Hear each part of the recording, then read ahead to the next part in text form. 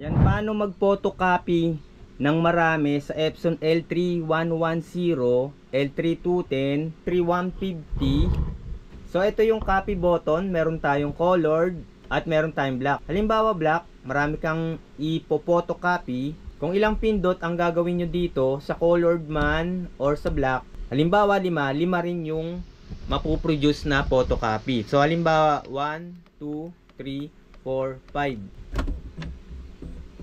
Ngayon may paraan yan na mas madali kung mas marami kang ipo-photocopy. I-click nyo lang yung related video. Yan.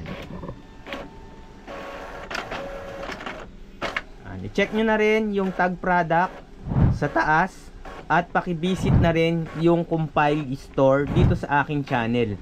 Meron tayong YouTube exclusive voucher, no? Ibig sabihin, merong less yung mga item, no? Or may discount.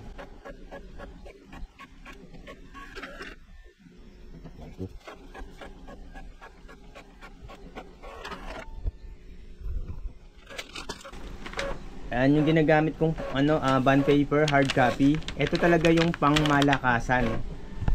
Pero pag walang stock niyan, nagka-copy one din ako. Yan, ubos na.